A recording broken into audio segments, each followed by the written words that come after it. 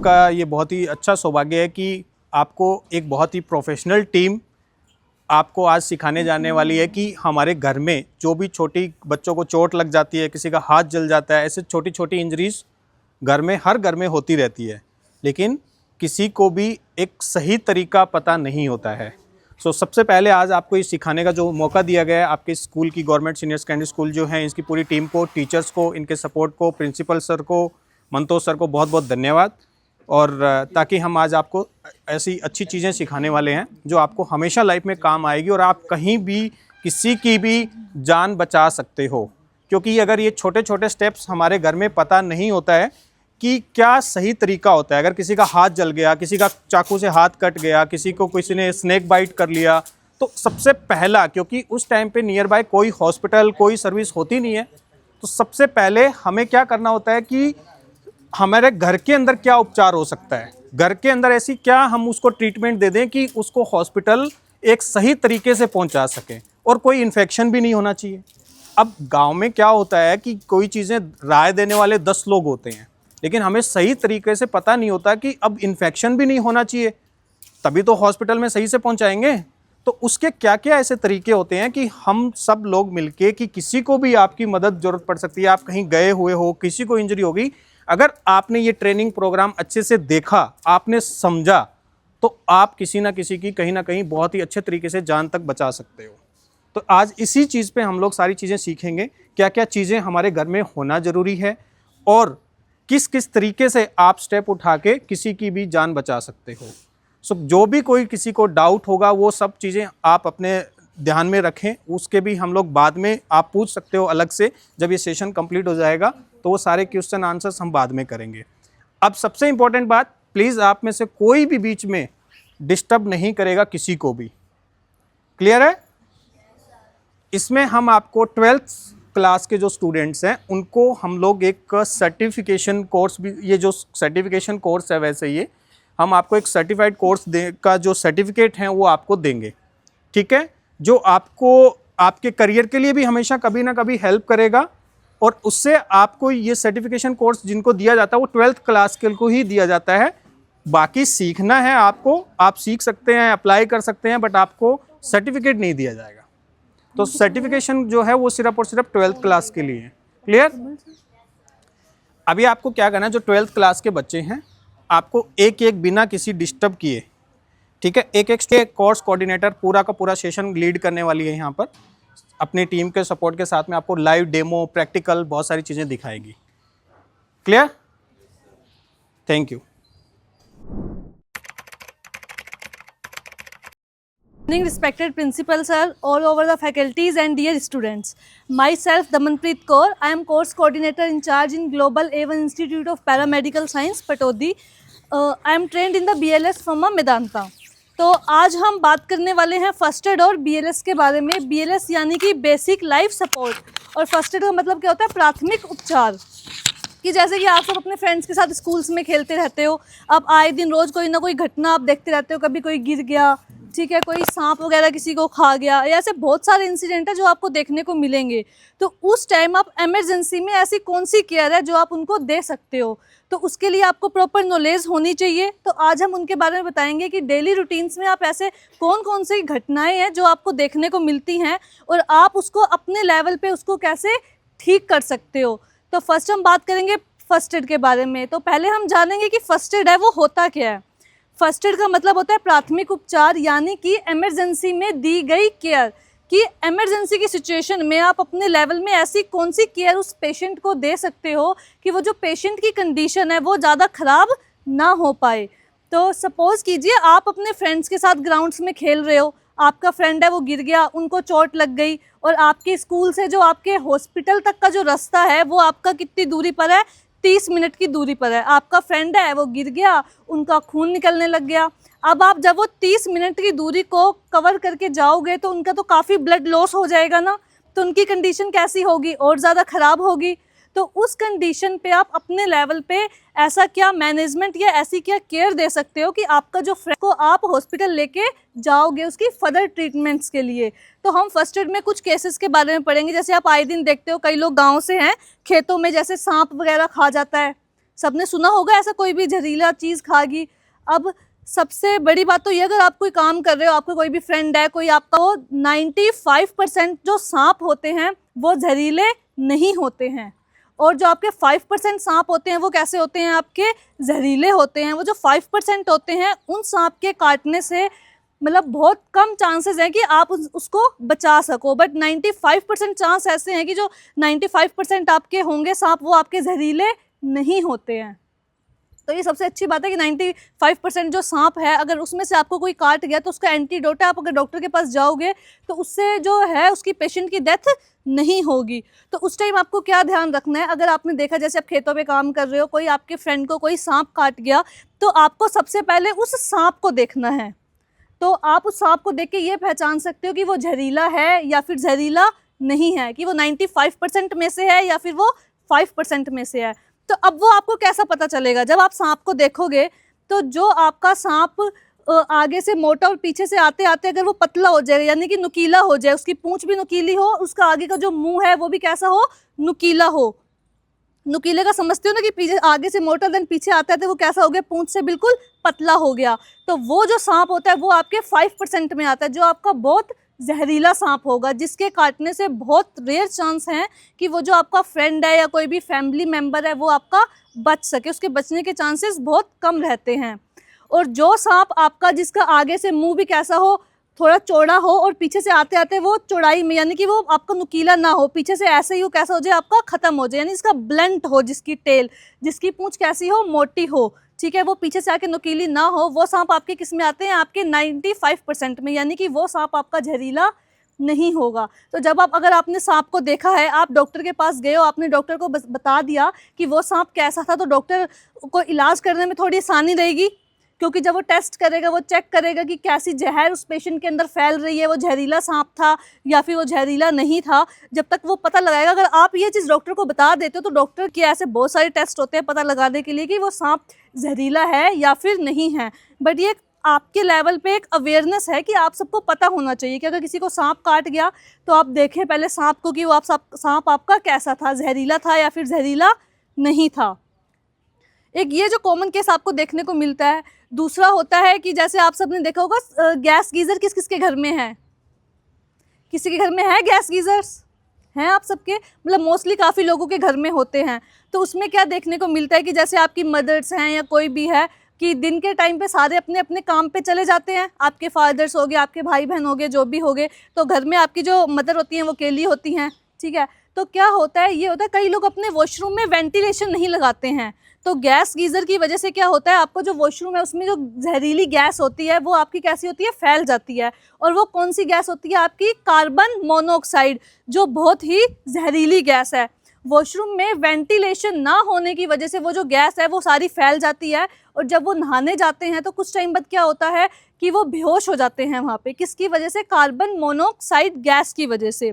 अब इस पे आप अपने लेवल पे कोई भी प्रिवेंशन नहीं कर सकते हो, ये सिर्फ आपको एक अवेयरनेस देने के लिए है कि आपको एटलीस्ट पता होना चाहिए। क्यों, कई बार क्या होता है कि आप कोई नहाने जाता है तो 10-20 मिनट तक अगर कोई बेहोश भी हो गया, उस मतलब वेंटिलेशन नहीं है, और वो जो जहरीली गैस है वो आपकी कोई भी मदर है या कोई भी आपके घर में वो नहाने गया, वेंटिलेशन ना होने की वजह से वो गैस उनके पूरे शरीर में फैल गई और वो क्या हो गए, बेहोश हो गए। तो अब कोई 10-15-20 मिनट तक तो कोई शक करता ही नहीं है, हम कब चेक करेंगे, जब कोई 1 घंटे तक नहीं निकलेगा तो हमको भी डाउट होगा कि नहाने गया तो 1 घंटे तक क्यों नहीं बाहर आया। इतने में जो आपकी वो जहरीली गैस है वो पूरी बॉडी में फैल जाती है। तो ये बस आपको एक अवेयरनेस देने के लिए कि आपको पता होना चाहिए। कई बार क्या होता है कि समझ ही नहीं आता कि ये हुआ क्या है, ये सडनली बेहोश क्यों हो गए हैं। तो ये आजकल बहुत केसेस हमको हॉस्पिटल्स में देखने को मिल रहे हैं, आए दिन आपको केस कोई ना कोई हमको देखने को मिल ही रहा है गैस गीज़र से रिलेटेड। तो उनको पता ही नहीं होता है कि उनके साथ हो क्या रहा है। तो बस ये एक अवेयरनेस के लिए है। तो इस पर आप क्या कर सकते हो, जब कार्बन मोनोऑक्साइड पूरी बॉडी में जहर फैल जाती है तो इसका सिर्फ एक ही इलाज है, 100% ऑक्सीजन प्रोवाइड करना। और ये आप अपने लेवल पे नहीं कर सकते। आपको क्या करना है, कोई भी अपनी साइड से आप इंटरवेंशन उसको कुछ भी नहीं करोगे, आप उसको तुरंत हॉस्पिटल लेके जाओगे, देन जो वहाँ पे डॉक्टर्स हैं वो उनको क्या करेंगे, ऑक्सीजन प्रोवाइड करेंगे। तो यही एक तरीका है उससे बचने का। तो बस एक आपकी एक अवेयरनेस के लिए तो आप ये कर सकते हो कि जब आप बाथरूम वगैरह हो तो उसमें आप वेंटिलेशन लगवाओ, क्योंकि अगर आपके बाथरूम में वेंटिलेशन होगा तभी आप गैस गीज़र का यूज़ करो, अदरवाइज़ आप उसका यूज़ ना करें, उसको टोटली अवॉइड करने की कोशिश करें। ठीक है, यहाँ तक क्लियर? कोई डाउट किसी को? तो नेक्स्ट अब हम बात करेंगे कि फर्स्ट एड केयर में हम आज किस किस टॉपिक्स के बारे में बात करेंगे। तो फर्स्ट एड यानी कि प्राथमिक उपचार में आज हम बात करने वाले हैं आपकी कट एंड ब्लीडिंग के बारे में, कि जब आप खेल रहे हो, आपके किसी फ्रेंड को या फिर कोई चोट लग गई, कोई गिर गया, उनकी ब्लीडिंग होने लग गई, या घर पे कोई सब्जी काटते हुए उनका कोई माइनर सा कट आ गया या मेजर कट आ गया, उस टाइम पे आप अपने लेवल पे क्या क्या केयर दे सकते हो। या फिर नेक्स्ट हम बात करते हैं आपके बर्न की, कि जैसे घर पे गर्म पानी गिर गया, चाय गिर गई, कोई भी आपका हाथ जल गया, कोई भी बर्न केस के बारे में आज हम बात करेंगे, उस टाइम पे आप क्या मैनेजमेंट दे सकते हो। नेक्स्ट हम बात करेंगे आपकी फ्रैक्चर की, जब आपकी बोन है वो आपकी टूट जाती है खेलते खेलते, कोई आपका फ्रेंड है वो आपका फॉलिंग डाउन हो गया, गिर गया, उनकी कोई बोन है उसमें क्या हो गया, फ्रैक्चर हो गया, तो उस टाइम पे अपने लेवल पे कैसे आप उसको मैनेज कर सकते हो। नेक्स्ट हम बात करेंगे चोकिंग की। तो चोकिंग क्या होता है, आप सबके घर में छोटे बच्चे होंगे, तो छोटे बच्चों की हैबिट होती है कि वो खेलते खेलते कोई भी कोइन हो गया, कोई भी टॉय होता है तो वो उसको मुंह में लेने की कोशिश करते हैं। सबने देखा होगा, छोटे बच्चों की हैबिट होती है, तो जब वो कोई भी ऑब्जेक्ट, कोई भी खिलौना या आप कोइन ले लो, कोई भी सिक्का हो गया, उनको मुंह में लेने की हैबिट होती है। जब वो उसको मुंह में लेंगे तो उनकी जो सांस की नली है उसमें वो फंस जाता है, तो बच्चे को क्या होगा, सांस लेने में दिक्कत होगी। अब ये केस आपको अपने एडल्ट्स में या फिर बड़ों में भी देखने को मिल जाता है। जैसे कई बार हमारे घर वाले कहते हैं ना, खाना खाते टाइम बात नहीं करनी चाहिए, तो वो क्यों कहते हैं कि जब आप खाना खाते टाइम बोलते हो तो वो खाना आपका कहाँ चला जाता है, आपकी सांस की नली में चला जाता है। तो जैसे आप फ्रेंड्स हो, कोई खा रहा है, खाते खाते किसी ने कोई भी जोक क्रैक कर दिया या कोई बात कर रहा है, तो हंसने के चक्कर में उनका जो वो खाना है वो उनकी सांस की नली में फंस जाता है, तो उसको हम बोलते हैं, सांस की नली में किसी भी चीज़ का फंसना या रुकावट होना, उसको हम बोलते हैं चोकिंग। तो उसके बारे में भी आज हम आपको बताएंगे। तो फिर नेक्स्ट हम बात करेंगे लास्ट BLS के बारे में, यानी कि बेसिक लाइफ सपोर्ट, कि इमरजेंसी की सिचुएशन में, यानी कि बेसिकली आप बेसिक लाइफ सपोर्ट के बारे में हम आपको बताएंगे कि जब कार्डियक अरेस्ट हो जाता है, कार्डियक का वर्ड का मतलब होता है आपका हार्ट यानी कि दिल, और अरेस्ट का मतलब जब आपका हार्ट काम करना बंद कर दे, तो उस टाइम पे आप इमरजेंसी में क्या कर सकते हो। अब BLS है अपने हमारे इंडिया में तो इतना वो ऐसे कॉमन नहीं है, बट लेकिन जो आपकी अदर कंट्रीज़ है वहाँ पे, चाहे वो स्टूडेंट आपका मेडिकल का हो या मेडिकल का ना हो, उन सबको BLS की ट्रेनिंग दी जाती है, बेसिक लाइफ सपोर्ट की। तो ये आप सब बच्चों के लिए है, चाहे आप मेडिकल लाइन से हो या फिर मेडिकल लाइन से नहीं हो, आप सबके लिए BLS सीखना बहुत ज़्यादा ज़रूरी है, कि आप सबको पता होना चाहिए। अगर आपने अपनी लाइफ में किसी एक की भी जान बचा ली तो वो बहुत बड़ी बात है। अब आप इतने सारे बच्चे हो, अगर सबको BLS के बारे में पता चल गया तो सब अपनी लाइफ में किसी न किसी एक की तो जान बचाओगे, तो सोचो आप कितने लोगों की ऐसे जान बचा लोगे आप अपने लेवल पे। तो प्लीज़ ध्यान से सीखना आप बेसिक लाइफ सपोर्ट के बारे में। तो सबसे फर्स्ट हम फर्स्ट एड में टॉपिक बात करने वाले हैं आपकी कट का। फ्रेंड सडनली गिर गया, उनके चोट आ गई हाथ में, ठीक है, सपोज मेरे यहाँ पे हाथ में चोट आई है, मेरे यहाँ से क्या हो रही है, ब्लीडिंग हो रही है, तो उस टाइम पे आप उसको ऐसा क्या मैनेजमेंट दे सकते हो हॉस्पिटल जाने तक, जो आपका वो आधे घंटे का 30 मिनट का जो रास्ता है वो आपको कवर करने से पहले आप ऐसी क्या मैनेजमेंट दोगे कि उसकी जो कंडीशन है वो ज़्यादा ख़राब ना हो। तो फर्स्ट एड केयर देने के लिए आपके पास क्या होनी चाहिए, एक फर्स्ट एड किट होनी चाहिए। तो नॉर्मली हम सबको एडवाइस करते हैं कि आप सबको अपने घर पे जाके क्या करना है, एक फर्स्ट एड किट बनानी है। सब आज घर जाके क्या करोगे, अपनी एक फर्स्ट एड किट रेडी करोगे, ठीक है, कोई भी सिचुएशन हो ताकि आप उसको हैंडल कर सको। तो पहले हम आपको बताएंगे कि फर्स्ट एड किट में आपका क्या क्या होना चाहिए, देन हम 1 बाय 1 पढ़ेंगे इनके यूजेस के बारे में, कि आप इनको कैसे यूज़ कर सकते हो। अभी एक एक सामान के बारे में बताएंगे आपको। ये है कॉटन, इसके बारे में तो सबको पता ही होगा, ये आपके एक फर्स्ट एड बॉक्स में होगी, ठीक है। इसके लिए अगर थोड़ी सी बड़ी मेरे को इंजरी है तो मैं ये 4 इंचेस की यूज़ कर सकती हूँ, देन मैं ये 6 इंचेस भी यूज़ कर सकती हूँ। तो ये कॉमनली 3 साइजेस की है जो आपके फर्स्ट एड बॉक्स में होनी ही चाहिए। नेक्स्ट है ये बीटाडीन, ये एक बीटाडीन का सोल्यूशन होता है, ये आपको लिक्विड फॉर्म में भी मिल जाएगा और आपको ये ट्यूब फॉर्म में भी मिल जाएगा। ये आपका जो इंजरी या चोट होती है उसको साफ़ करने के लिए यूज़ किया जाता है, ठीक है। इसके यूजेस भी हम पढ़ेंगे, आप इसको कैसे यूज़ कर सकते हो, ठीक है। ये है आपकी स्टिकिंग बैंडेज, इसका तो यूज़ आप सबने किया ही होगा, स्टिकिंग बैंडेज बोलते हैं, ये आपके माइनर कट्स के लिए यूज़ की जाती है। नेक्स्ट ये है आपकी सिल्वर नाइट्रेट ट्यूब, एक आपके फर्स्ट एड बॉक्स में सिल्वर नाइट्रेट की ट्यूब होनी चाहिए। इसके यूजेस भी अभी हम पढ़ेंगे कि इसको आप कहाँ यूज़ कर सकते हो। नेक्स्ट है ये नॉर्मल सेलाइंस, इसके बारे में पता है सबको, NS बोलते हैं हम इसको, नॉर्मल सेलाइंस। इसके यूजेस भी हम अभी 1 बाय 1 पढ़ेंगे। नेक्स्ट ये है बैक्टीग्रास, जैसे मैंने अभी आपको गोस पीस बताया, ऐसे ही सेम होता है आपका बैक्टीग्रास। अब इन दोनों में क्या डिफरेंस है वो भी अभी हम बात करेंगे। नेक्स्ट है ये आपकी सीजर्स। ये सबको पता ही है, जब आप बैंडेज बांधते हो तो उसको कट करने के लिए काम में ली जाती है। तो फर्स्ट हम बात करने वाले हैं माइनर कट की। कोई भी छोटा मोटा कट लग जाता है या इंजरी हो जाए तो आपको क्या करना है। अभी आप दोनों सामने आ जाओ। अभी आपको बताएंगे कि आपको कैसे करना है। अब सपोज इनका ये हाथ है, यहाँ पे इनको कोई भी माइनर इंजरी आ गई, ठीक है, यहाँ से इनकी ब्लीडिंग हो रही है। जहाँ भी जिस भी पार्ट में आपकी इंजरी हुई है उसको आप कैसे कवर अप कर सकते हो। कोई भी कट हो, ब्लीडिंग हो या फिर कोई भी माइनर इंजरी है, अगर वो गिर गए तो सपोज इनके हाथ में चोट लगी तो आपको क्या करना है। सबसे पहले तो आपको इसको क्लीन करना है। अब सपोज आपको जो फ्रेंड है कि अगर आपको कोई फ्रेंड जैसे मिट्टी में गिरा, आपको सबसे पहले उस इंजरी को या वो जो आपके जख्म हुआ है उसको आपको साफ करना है। तो आप उसको किससे साफ कर सकते हो, जैसे आपका डेटॉल हो गया, सेवलोन हो गया, इसके बारे में सबको पता है डिटॉल के बारे में, आप उससे अपने उसको क्लीन कर सकते हो। तो वो भी आपके फर्स्ट एड बॉक्स में होना ही चाहिए। जैसे हमारे पास क्या है बीटाडीन, आप बीटाडीन से भी क्लीन कर सकते हो। बीटाडीन हो गया, डेटॉल हो गया, सेवलोन हो गया। वो अगर जैसे आप स्कूल्स में खेल रहे हो, आपके पास ऐसा कुछ भी अवेलेबल नहीं है आपके पास, तो आप सिंपली उसको सोप एंड वाटर से भी साफ कर सकते हो। पानी तो आपको कहीं भी मिल जाएगा, इमरजेंसी आप कहीं भी आपको इंजरी देखने को मिलेगी, पानी तो सबको ईजिली कहीं भी अवेलेबल हो जाएगा। तो आपको सबसे पहले क्या करना है, अपने उस जहाँ आपको चोट लगी है उसको आपको क्या करना है, सिंपली सोप एंड वाटर से आप क्लियर साफ पानी से उसको साफ कर सकते हो। डेटॉल एंड सेवलोन है तो आप उससे भी साफ कर सकते हो। देन साफ करने के बाद तो फर्स्ट हमने आपको बताया था क्लीनिंग के लिए आपको क्या करना है, उसको साफ करना है, ठीक है। कई लोग क्या करते हैं, उसमें मिट्टी लगा लेते हैं, हल्दी, कोलगेट, बहुत सारा आपने सोचा देखा होगा ना घर पे क्या क्या क्या करते हैं। तो ये सब चीज़ें आपको टोटली अवॉइड करनी है, ये करती है इन्फेक्शन कोज करने का काम करती हैं। अब आप मिट्टी लगाओगे अपने ओपन वुंड पे, तो मिट्टी पे तो आपके बहुत सारे बैक्टीरियाज होते हैं, तो क्या मिट्टी लगानी चाहिए? नहीं, इन्फेक्शन क्या होगा आपका, बढ़ेगा उससे।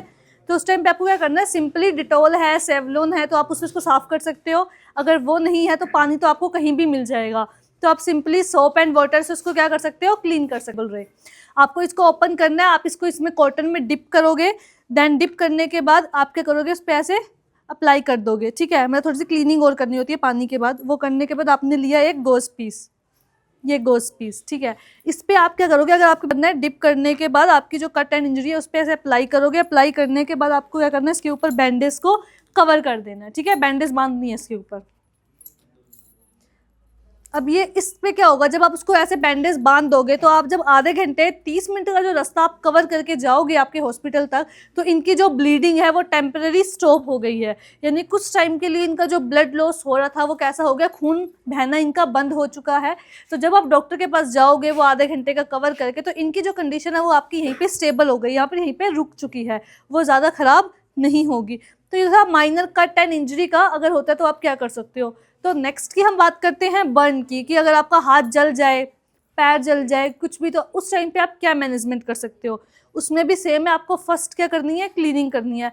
आप बर्न वाले पार्ट में, जले हुए पार्ट में इस बीटाडीन का यूज़ आप नहीं करोगे, ये आपको इरिटेट करेगा, यानी कि जलन प्रोड्यूस कर। तो बीटाडीन आप जले, इससे आप अपने बर्न वाले पार्ट को साफ करने का काम करोगे। इसको ओपन करना है, सपोज इनका ये जो हाथ है ये बर्न है, इस पर मैं इसको ऐसे स्प्रेड आउट कर दूंगी, ठीक है। ये क्या होगा, क्लीन हो जाएगा। अगर उसमें आपके पास SNS नहीं है तो आप अपने बर्न वाले पार्ट को भी सिंपली वाटर से साफ कर सकते हो। साफ पानी से आप साफ कर सकते हो, जो इसको आपको इजीली इमरजेंसी में कहीं भी मिल सकता है, ठीक है। तो देन आपको क्या करना है, आपके बर्न वाले पार्ट में पहले मैंने इसकी क्लीनिंग कर दी, साफ कर दी। नॉर्मल सलाइन है तो आप इससे साफ कीजिए, अदरवाइज आप पानी से भी साफ कर सकते हो। साफ करने के बाद इसमें जो ट्यूब का एप्लीकेशन होगा वो होगी आपकी सिल्वर नाइट्रेट। ये ट्यूब सिल्वर नाइट्रेट आपकी यूज़ की जाती है आपके बर्न के पार्ट में, कि जब जहाँ भी आपका हाथ वगैरह जल जाता है तो उसमें हम क्या यूज़ करते हैं, आपकी सिल्वर नाइट्रेट की ट्यूब। ट्यूब को ओपन करना है, जले हुए पार्ट पे आपको इसको अप्लाई करना है, लगाओगे। लगाने के बाद इस पे आप यूज़ करोगे ये बैक्टीग्रास। मैंने आपको बताया था गोस पीस जैसा होता है, इसमें थोड़ा सा डिफरेंस किया है। ये है आपका बैक्टीग्रास और ये है आपका गोस पीस। अब क्या है कि जब आप अपने जले हुए पार्ट पे आप अगर गोस पीस का यूज़ करते हो, कि सपोज इनका ये जला हुआ पार्ट है, मैंने इसमें गोस पीस को अप्लाई कर दिया आपका सिल्वर नाइट्रेट लगा के, और ऊपर से मैंने इसको बैंडेज से कवर कर दिया। जब आप दोबारा बैंडेज को चेंज करोगे, आप खोलोगे तो ये जो गोस पीस है ये आपके जो जले हुए पार्ट से क्या होगा, चिपक जाएगा, ठीक है। तो जब आप उसको हटाओ इसमें चिपक जाएगी, तो आपको बहुत इरिटेशन कोज होगी। तो इसलिए हम जले हुए पार्ट पे आपका यूज़ करते हैं बैक्टीग्रास, ठीक है। सिंपल चोट कट हो तो आपको यूज़ करना है गोस पीस। ये थोड़ा सा चिपचिपा टाइप में होता है। ये क्या होता है, ये आपके बर्न वाले पार्ट पे चिपकेगा नहीं, ठीक है, इसको हम क्या बोलते हैं, बैक्टीग्रास। तो जब आपने पहले क्लीन करना है, सिल्वर नाइट्रेट की ट्यूब लगानी है, देन आप ये बैक्टीग्रास इसके ऊपर अप्लाई कर सकते हो। अगर जैसे बड़ा है तो मैं इसके ऊपर ये अप्लाई किया। अप्लाई करने के बाद अगेन सिंपल आपको क्या करना है, बैंडेज। तो जब आप बैंडेज चेंज करोगे नेक्स्ट डे तो क्या होगा, आपका ये चिपकेगा नहीं, ये आपका इजीली उतर जाएगा और ना आपकी स्किन इसके साथ आएगी। ठीक है, यहाँ तक क्लियर? किसी को कोई डाउट समझ में आ रहा है कि इसका और गॉज पीस का आपको कैसे यूज़ करना है? फ्रेंड खेल रहे हो, खेलते खेलते वो सडनली गिर गए तो उनकी जो ये बोन है, फर्स्ट हम बात करेंगे आपकी एल्बो की बोन में, कि आपके यहाँ से यहाँ तक ये जो आपकी एल्बोस की जो बोन है, अगर यहाँ कोई भी फ्रैक्चर हो जाता है, सपोज मेरे इस बोन में क्या हो गया, थोड़ा सा ब्रेक हो गई है ये, ठीक है, ये बिल्कुल 2 पार्ट्स में नहीं टूटी है आपकी, सिर्फ ओनली इसमें थोड़ी सी कह सकते हैं कि हम दरार आई है। ठीक है, अब सपोज आप वो आधे घंटे का रास्ता जब आप कवर अप करके जाओगे आप अपने हॉस्पिटल तक, तो आपका हाथ है वो थोड़ी बहुत तो मूवमेंट करेगा आपका रास्ते में, तो आपकी वो जो बोन में दरार आई है वो आपकी बढ़ेगी या कम होगी? अगर आप उसकी मूवमेंट कराओगे तो बढ़ेगी। मे भी हो सकता है कि आपकी बोन बिल्कुल ही ब्रेक हो जाए, क्योंकि दरार तो उसमें पड़ी हुई है, आप उसको और हिलाओगे डुलाओगे तो वो क्या होगा, आपकी बोन टूट जाएगी यानी ब्रेक हो जाएगी। तो वो कंडीशन आपकी कैसी होगी, और ज़्यादा खराब हो जाएगी। तो उस टाइम पे ऐसा आप शॉर्ट टर्म में क्या मैनेजमेंट दे सकते हो उसको, कि जब आप वो 30 मिनट का जो रास्ता आप कवर करके जाओ तो उनकी वो कंडीशन है वो और ज़्यादा ख़राब ना हो। तो उस पर आप क्या कर सकते हो, सपोज फर्स्ट हम बात करेंगे आपके एल्बो बोन के ब्रेक। आपके अगर यहाँ से यहाँ तक आपकी किसी भी बोन में आपका कोई भी फ्रैक्चर हो जाए, सपोज यहाँ से फ्रैक्चर हो गया, यहाँ या फिर आपकी फिंगर्स में किसी भी बोन में अगर फ्रैक्चर हो जाता है, तो आपको कुछ ऐसा करना है कि आपका जो ये हाथ है, जब तक आप हॉस्पिटल नहीं पहुँच जाते हो, इसकी कम से कम मूवमेंट हो, या फिर इसकी मूवमेंट हो ही ना, आपको उसकी मूवमेंट को रोकना है। तो उस टाइम पे क्या कर सकते हो, आपको कोई भी ऐसे एक स्ट्रेट चीज़ लेनी है, लाइक कोई भी लकड़ी होगी, लकड़ी बिल्कुल सीधी होती है, आप स्ट्रेट कोई भी चीज़ ले सकते हो, या फिर कुछ नहीं तो आप ऐसे आप ये कार्डबोर्ड ले सकते हो, तो सबको पता है क्या है, गत्ता। ऐसी कोई भी स्ट्रेट चीज़ ये आपको इजीली कहीं भी अवेलेबल हो जाएगी। इमरजेंसी में भी आप कहीं से भी ले सकते हो, कहीं market, bus stand, railway station या आपके स्कूल में कहीं भी। तो आप कोई भी लकड़ी का भी स्ट्रेट ले सकते हो, ऐसा कार्डबोर्ड भी ले सकते हो। तो आपको क्या करना है, देन आपको क्या करना है, ऐसे एक बैंडेज लेनी है। अगर आपके पास बैंडेज नहीं है तो आप कोई भी साफ़ कपड़ा ले सकते हो, कोई भी चुन्नी ले सकते हो, जो भी आपको इमरजेंसी में मिले। तो उसके बाद आप क्या करोगे, आपको इसको बांधना है।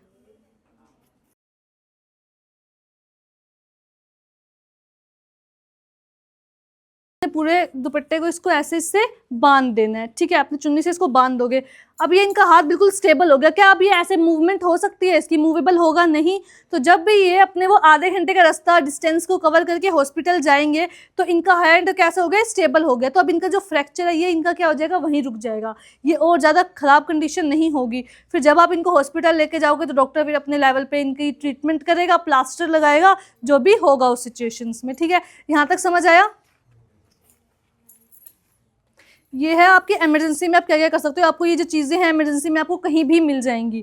तो नेक्स्ट है, हमने पढ़ा ये एल्बो के फ्रैक्चर का। तो नेक्स्ट हम बात करेंगे अगर शोल्डर, ये आपका जो शोल्डर जॉइंट है, अगर यहाँ पे फ्रैक्चर हो जाए तो उस टाइम पे आप क्या मैनेजमेंट कर सकते हो कि आप इस जॉइंट, अब आपके शोल्डर जॉइंट की फर्स्टली आपको पता होना चाहिए कि मूवमेंट क्या होती है। हाथ का अप एंड डाउन होना, ये जो रोटेशन मूवमेंट है ये आपकी किस जॉइंट की वजह से होती है, आपके शोल्डर जॉइंट की वजह से। तो आप ऐसा कुछ करिए कि आपका जो शोल्डर जॉइंट है इसकी जो मूवमेंट है वो आपकी वहीं स्टेबल हो जाए। तो उसके लिए आप क्या करोगे, आपको एक स्लिंग बनानी है। पहले आपको ऐसे एक बैंडेज लेनी है बिल्कुल सीधी सी, या फिर कोई भी चुन्नी या कपड़ा मिल जाए आपको, तो उसको आपको ऐसे टाई अप कर लेना है। आप उसको क्या करोगे, बांध लोगे। देखो यहाँ पे वेट, हाँ ऐसे। इससे आपकी अब जो शोल्डर की मूवमेंट है आपकी क्या होगी, रुक गई। अब आप वो आधे घंटे का जब कवर करके जाओगे, इनकी जो शोल्डर की जो फ्रैक्चर हुआ है इनके शोल्डर जॉइंट में, ये और ज़्यादा ख़राब नहीं होगा। तो इनकी ये जो शोल्डर की मूवमेंट है मैंने यहीं क्या कर दी, इसकी स्टेबल कर दी। आपको बैंडेज मिल जाए, कोई भी चुन्नी या कपड़ा मिले, तो आप ऐसे इजीली उसका स्लिंग बना सकते हो, गोल यानी सर्कल बना के गांठ लगा के देना, आप ऐसे कर सकते हो। समझ आया सबको? तो ये था आपके फ्रैक्चर्स की, जब आपको फ्रैक्चर हो जाए तो आप उसको कैसे मैनेज कर सकते हो। शॉर्ट टर्म ट्रीटमेंट है, ऐसे शॉर्ट टर्म में आप ट्रीटमेंट कर सकते हो कि आपका जो फ्रेंड है, फैमिली मेम्बर्स है, उनकी कंडीशन ज़्यादा ख़राब ना हो। देन आप उनको हॉस्पिटल लेके जाओगे तो फिर डॉक्टर उनको अपनी एडवांस केयर देगा। ठीक है, तो नेक्स्ट हम बात करेंगे आपके चोकिंग की। चोकिंग का, जब आपकी सांस की नली में कोई भी ऑब्जेक्ट कुछ आपका फंस जाए तो आप उस टाइम पे क्या कर सकते हो। ये छोटे बच्चों के साथ भी हो सकता है और ये आप एडल्ट्स के साथ भी, यानी कि बड़े बच्चों के साथ भी आपको ऐसा केस देखने को मिलेगा। तो उस टाइम पे आप क्या करोगे, फर्स्टली आपको क्या करना है, उसको कफिंग करने के लिए बोलना है, यानी कि आप उसको खांसने के लिए बोलते हो। हम कहते हैं ना कि खांसी करो, जब किसी के गले में कोई फंस जाएगा तो आपको कैसा साइन देखने को मिलेगा कि अपने गले को ऐसे पकड़ लेगा, क्योंकि जो सांस की नली है वो कैसे होगी, आपकी चौक हो गई है। और जब बच्चे की कोई चीज़ फंस जाती है तो वो कैसे आपको रिएक्शंस देखने को मिलते हैं कि उनकी आवाज़ नहीं निकलती। क्या कर सकते हो, जैसे हम बच्चे को क्या करते हैं, पीछे से स्लैप्स मारते हैं, तो वो स्लैप्स देने का भी एक तरीका होता है, वो आप कैसे दे सकते हो। सबसे फर्स्ट चीज़ मैं आपको बताऊंगी, जो सी लापरवाही अक्सर देखने को मिलती है कि क्या होता है, कई बार जैसे जो छोटे बच्चे होते हैं, उन्होंने कोई भी टॉय से वो खेलते हैं, छोटा टॉय हो गया, कॉइन हो गया, उन्होंने उसको खा लिया, उनकी सांस की नली में फंस गया है, ठीक है, उनके माउथ में कोई भी चीज़ है फंस गई, तो उनकी जो पेरेंट्स है या मदर है वो क्या करते हैं, वो अपना कोई भी काम कर रही है, सपोज अपना फ़ोन चला रही है, फ़ोन पे बात कर रही है, तो वो कहेंगे फ़ोन पे बात करते करते छोटा बच्चा साइड में है तो अपना हाथ लेके उनके मुंह में उंगली डाल के निकालने की कोशिश करते हैं। देखा होगा आपने, कॉमनली करती है ना ऐसी मदर्स। तो ऐसा आपको ब्लाइंडली फिंगर इंजेक्शन आपको नहीं करना है। अब सपोज कि बच्चे ने कोई भी खिलौना लिया, वो उसने मुंह में डाल दिया, ठीक है, वो उसके सिर्फ गले तक गया, तो मदर ने देखा नहीं उनका माउथ ओपन करके कि वो आपका कहाँ है ऑब्जेक्ट, उन्होंने बिना देखे अपने फ़ोन में लगे हुए हैं, देन उन्होंने फिंगर इंसर्ट करके उसको और पीछे की साइड धक्का दे दिया, क्योंकि वो तो ऐसे फिंगर करते हैं बिना देखे, तो वो तो और अंदर भी जाने के चांसेस रहते हैं ना, कि वो जो ऑब्जेक्ट है आपका और अंदर चला जाए। तो बच्चे का देखना है, अगर आपको वो जो चीज़ है आपको दिख रही है, वो ऑब्जेक्ट आपको दिख रहा है, तभी आप हाथ डाल के मैनुअली उसको निकालो, अदरवाइज आपको ब्लाइंडली नहीं करना है ये सब, ठीक है। आपको देखना है, अगर ऑब्जेक्ट दिख रहा है तो करो, अगर ऑब्जेक्ट आपको नहीं दिख रहा है आपके माउथ में तो देन अगर छोटा बच्चा है तो आप इसको पीछे बैक में 5 स्लैप्स भी मार सकते हो। वो स्लैप्स आपको मारनी है, आपको जो ये शोल्डर्स का जो ये पार्ट होता है, यहाँ पे आप 5 बैक स्लैप्स मारोगे। जो आपको स्लैप्स देनी है वो आपका जो ये पाम होती है, इसका जो लोअर पार्ट होता है, क्योंकि ये हार्ड होता है, ये कैसा होगा, सॉफ्ट पार्ट होगा, इससे अगर आप प्रेशर अप्लाई करोगे तो इतना इफेक्टेड नहीं होगा। अगर आप इससे अप्लाई करोगे, जैसे सपोज ये है, आपको इनको थोड़ा आगे की साइड झुकाना है, ये आप पहले, अगर कोई एडल्ट है या बच्चा है, बच्चे में आप क्या करोगे, 1 2 3 4 5 थोड़ा प्रेशर लगा के करना है, बट अभी इनको चोकिंग नहीं है तो मैं इतना प्रेशर नहीं दे सकती हूँ इनको, तो इनको पहले आपको आगे की साइड बेंड कराना है, देन आपको क्या करना है, प्रेशर अप्लाई करना है, ठीक है। तो अगर आपका वो ऑब्जेक्ट निकल आता है तो ठीक है, अगर आपका फिर भी नहीं निकलना तो आप क्या करोगे, अगर कोई बच्चा है उसको तो आपको स्लैप्स ही देनी पड़ेगी, क्योंकि आप उसको इंस्ट्रक्शंस दोगे तो वो उसको समझ में नहीं आएंगे, क्योंकि बच्चा छोटा है वो अपनी मर्जी से ही करेगा, ठीक है, आप उसको सिर्फ स्लैप्स दे सकते हो। नेक्स्ट, अगर कोई एडल्ट है, जैसे आप सब में से किसी के साथ ऐसा हो जाता है, तो आप उसको कफिंग करने के लिए बोलोगे कि आप खांसी करो, तो मे भी चांस है कि वो जो ऑब्जेक्ट है वो आपका बाहर आ जाए। अगर तब भी बाहर नहीं आता तो आप क्या करोगे, आगे की साइड को बेंड करोगे, पीछे शोल्डर ग्रिडर में आप उनको 5 बैक स्लैप्स अप्लाई करोगे प्रेशर से, तो आपका जो ऑब्जेक्ट है वो बाहर आ जाएगा। अगर फिर भी वो ऑब्जेक्ट आपका बाहर नहीं आता तो इन लास्ट आप क्या करते हो, एब्डोमिनल थ्रस्ट उसको दोगे, यानी कि आपको एब्डोमिनल से उनको प्रेशर देना है, प्रेशर अप्लाई करोगे। वो प्रेशर आप कैसे अप्लाई करोगे वो हम आपको बताएंगे। आवाज़, सपोज कि इनको चोकिंग हुई है, ये कोई भी चीज़ खा रहे थे, इनके किसी फ्रेंड ने कोई भी जोक क्रैक कर दिया, बात कर दी, तो ये हंसने लगे, तो उनकी जो ऑब्जेक्ट है वो आपके फूड पाइप में जाने की बजाय आपकी सांस की नली में चले गया। तो आप क्या करोगे, इनको आगे की साइड आपको ऐसे ऐसे बैंड करना है, आप आओ, ये जो आपकी रिब्स होती हैं ये आपकी कहाँ खत्म, आपकी देखो ये रिब्स यहाँ पे आपकी खत्म हो रही है, इसकी नस जैसे आपको धसा हुआ पार्ट फील होगा, ग्रूव सा फील करके देखो, जहाँ पे आपकी बोन खत्म होती है, यहाँ पे आपको ऐसे एक फिस्ट बनानी है अपनी, ऐसे अप्लाई करोगे। देन आपका जो डोमिनेंट हैंड है, डोमिनेंट हैंड कौन सा होता है, जिस हाथ से आप लिखते हो, कई राइट हैंड होता है, कईयों का डोमिनेंट हैंड कौन सा होता है, आपका लेफ्ट हैंड होता है, तो मोस्टली सब राइट हैंडेड होते हैं, तो आपका जो डोमिनेंट हैंड हुआ वो आपका कौन सा हुआ, आपका राइट हैंडेड।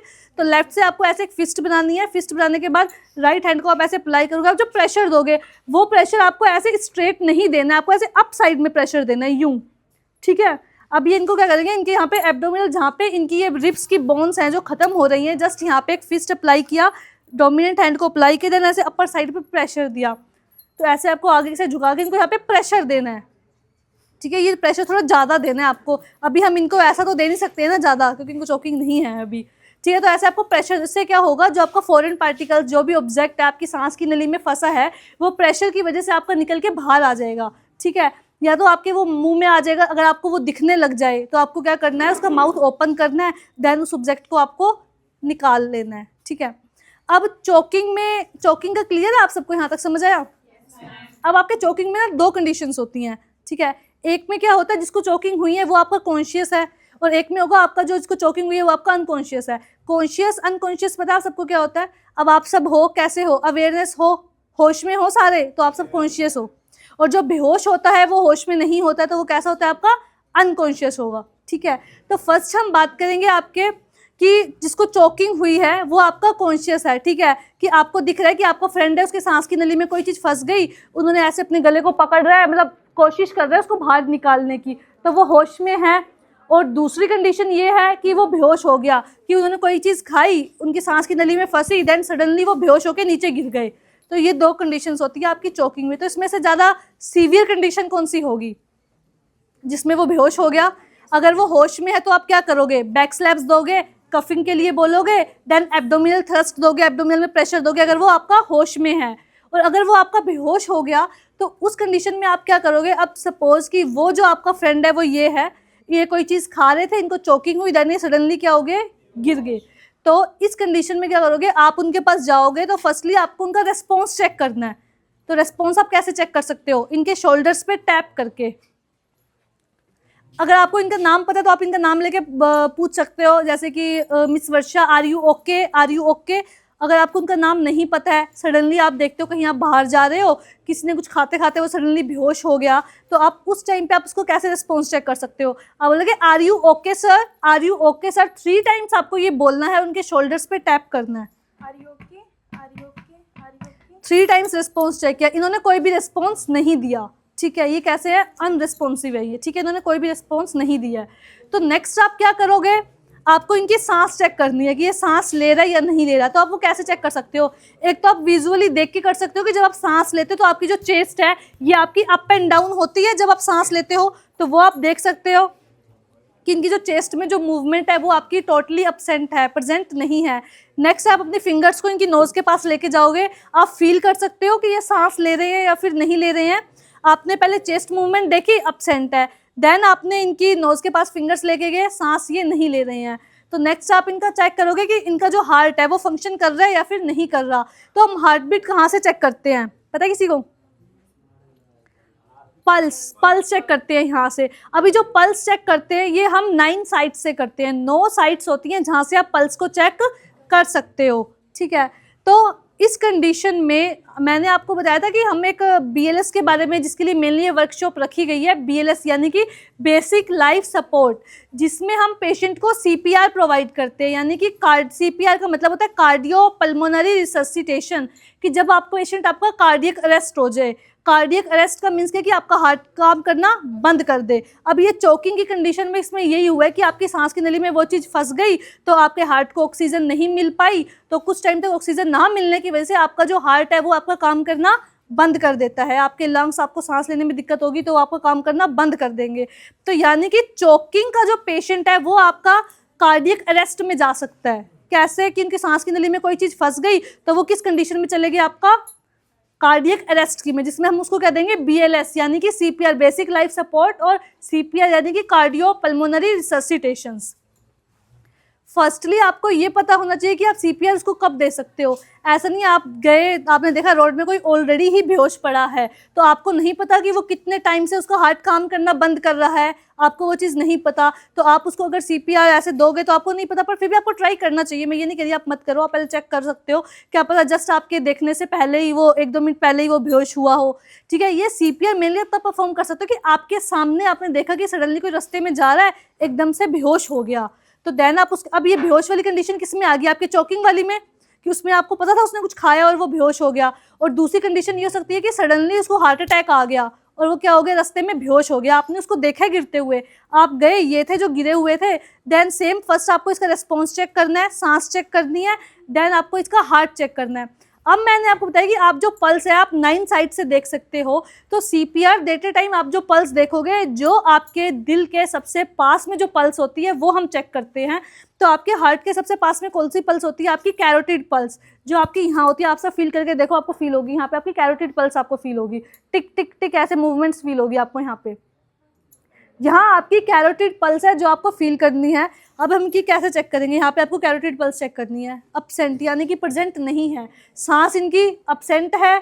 और देन आपने इनकी कैरोटिड पल्स चेक की, वो भी क्या है? वो भी आपकी अब्सेंट, यानी कि दिल भी काम करना बंद कर चुका है, कार्डियक आपका अरेस्ट हो चुका है। ये पेशेंट कैसा है? कार्डियक अरेस्ट है या हार्ट अटैक। CPR आप कब दोगे? जब आपकी सांसें और आपका जो हार्ट है ये आपका काम करना बंद कर दे, आपने अगर देखा कि इनकी सांसें चल रही हैं या इनका हार्ट बीट कर रहा है, तो आप कभी भी इनको BLS या फिर CPR आप नहीं दे सकते हो। आपको कब देना है कि जब आप इनकी सांसें भी एब्सेंट हों और इनका हार्ट है वो भी आपका काम करना बंद कर दे। अभी आपके सामने फॉलिंग डाउन हुआ है, आपके सामने बेहोश हुआ है, तो विद इन अ सेकेंड जितनी जल्दी आप चेक करोगे आपको उतनी जल्दी CPR स्टार्ट कर देना है। तो उससे क्या है कि आप इनकी जान को बचा सकते हो। ठीक है, तो सबसे फर्स्ट आपने कैरोटिड पल्स चेक करी, आपकी एब्सेंट है।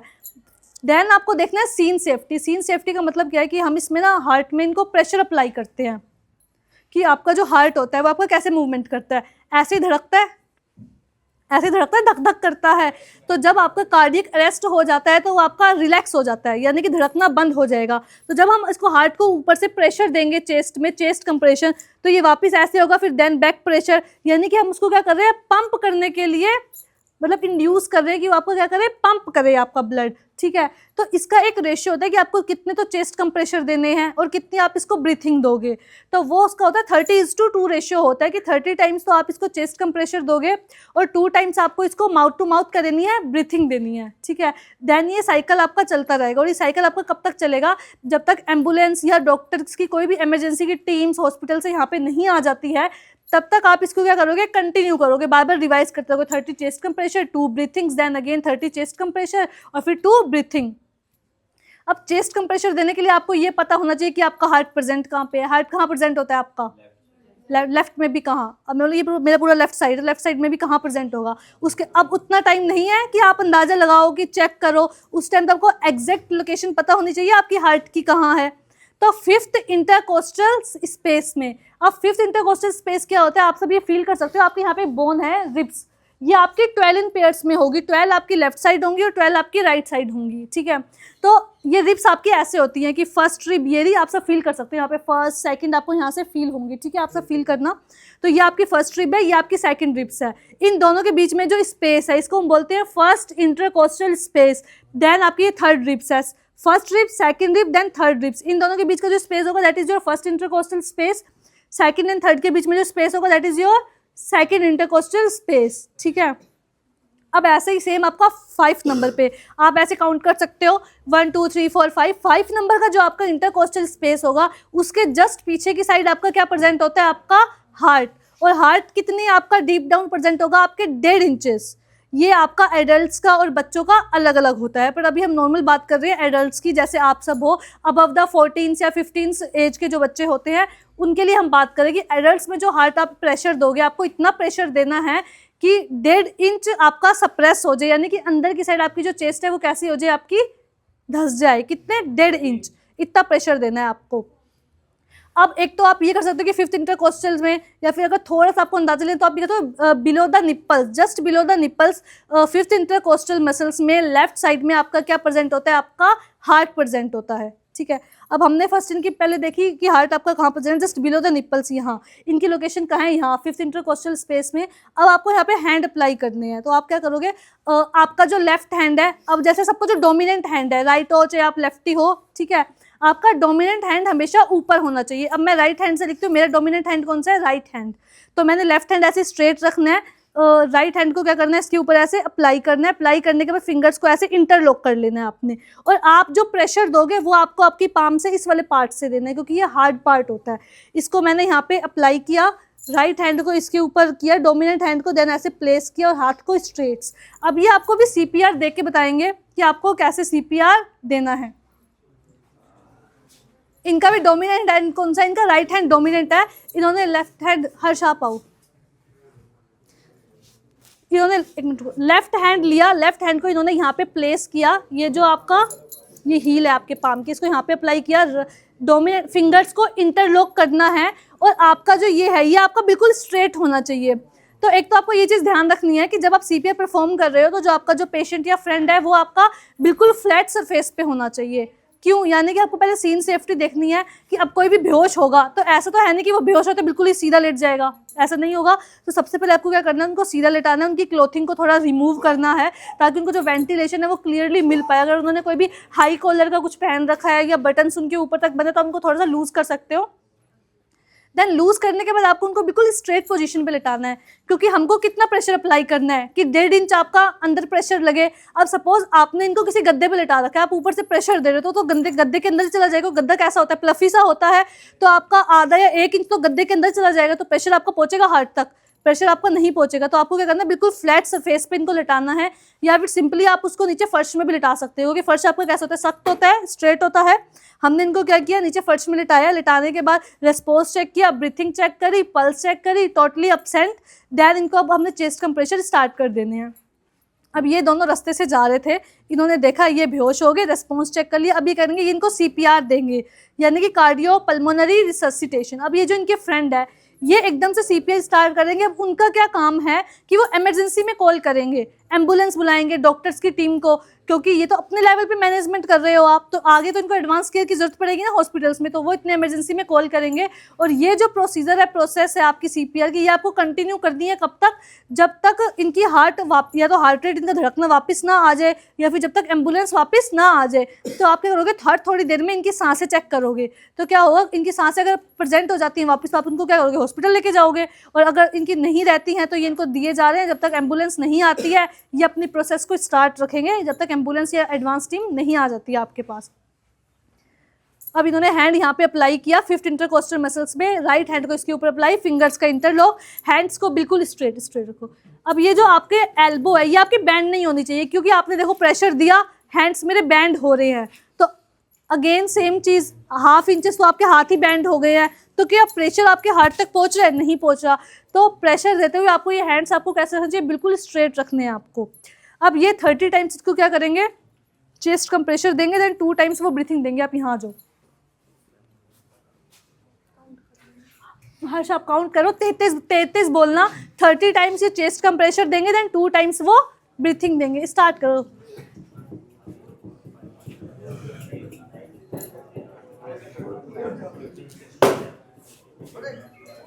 उठाना यार,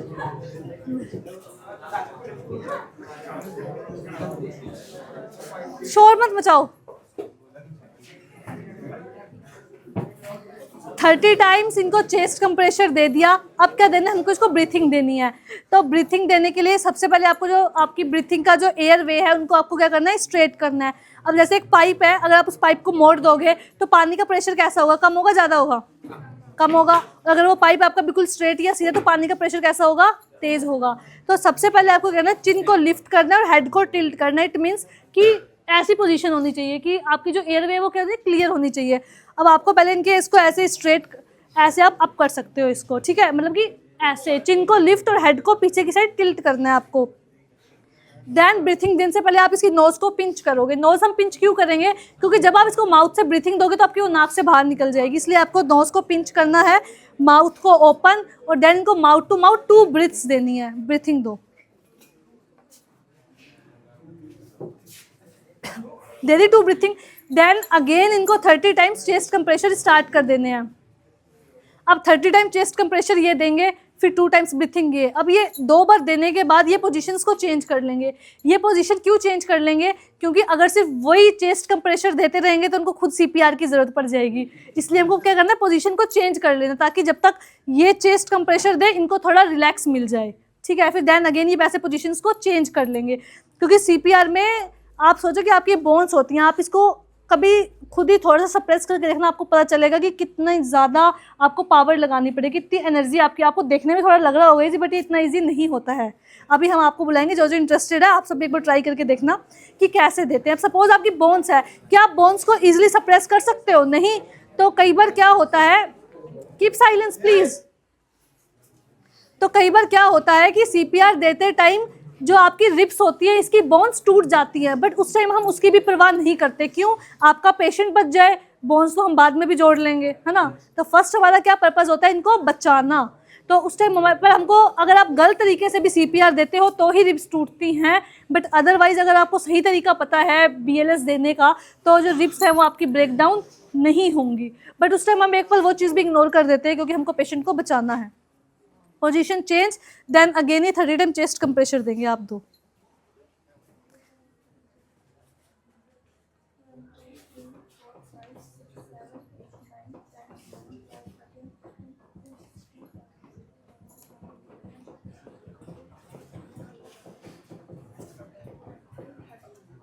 फिर देन अगेन वो 2 टाइम्स इसको ब्रीथिंग देंगे और ये साइकिल ऐसे ही रिपीट होता रहेगा बार बार। कब तक करेंगे ये? जब तक कोई भी एम्बुलेंस नहीं आ जाती या हॉस्पिटल से एडवांस टीम नहीं आ जाती। अगर सपोज कि हॉस्पिटल से एम्बुलेंस को आने में ज़्यादा टाइम लग रहा है तो ये क्या करेंगे, इन्होंने 2 साइकिल कंप्लीट कर लिया। अभी ये 2 साइकिल देने के बाद इन्होंने इनकी फिर से ब्रीथिंग चेक करी, फिंगर्स को लेके गए, कैरोटिड पल्स को चेक किया, चांसेस है कि क्या पता इनकी पल्स वापस आ जाए। इसका मतलब क्या है कि ये स्टेबल हो गए हैं पहले से। तो देन आप इनको फिर थोड़ा सा ही होश में आएंगे, वही पानी वगैरह छिड़क के थोड़ा होश में लाओगे, देन अगेन आप बाद में हॉस्पिटल इनको लेके जा सकते हो। कई बार क्या होता है कि ये कंटिन्यू साइकिल रखने के बाद भी इनकी वापस नहीं आ रही है ब्रीथिंग वगैरह, तो भी आपको कंटिन्यू करना जब तक एम्बुलेंस नहीं आ जाती है। फिर जब एम्बुलेंस आएगी हम इनको हॉस्पिटल लेके जाएंगे, तो हॉस्पिटल में हमारे पास बहुत एडवांस इंस्ट्रूमेंट एंड ऐसी मशीनें होती हैं जिनसे हम इनका ट्रीटमेंट कर सकते हैं। तो यहाँ तक किसी को कोई डाउट? समझ आ रहा है सबको?